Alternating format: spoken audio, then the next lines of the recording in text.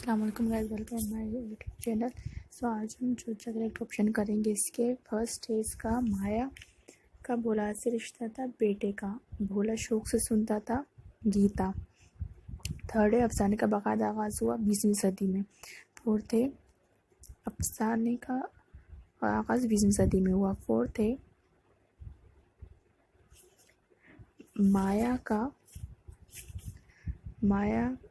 भाई आ रहा था राखी बंधवाने।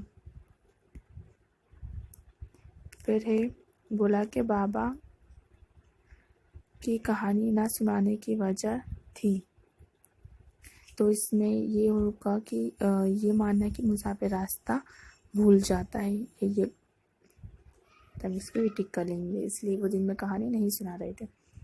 अभी आपका माया मक्खन को कुएं के पानी से क्यों धोती थी? मुख्तसर इनका पहला है छाछ की खटास दूर करने के लिए।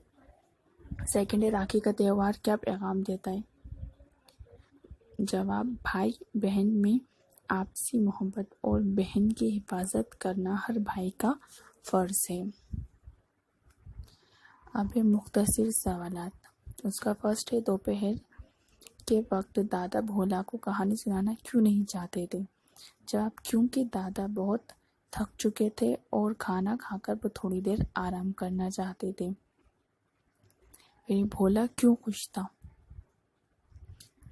भोला कहानियाँ सुनने का शौकीन था। वो गीता के अध्याय के आखिर में महात्म सुनकर बहुत खुश होता था। इसके बाद नेक्स्ट क्वेश्चन है इसका, भोला रात के वक्त कहाँ चला गया था और क्यों? भोला रात के अपने मामा को ढूंढने के परसपुर से आने वाली सड़क पर चला गया था। फोर्थ है राजेंद्र सिंह बेदी के अफसानों के मजमू के नाम लिखिए। तो इनके अफसाने के 6 मजमुए हैं।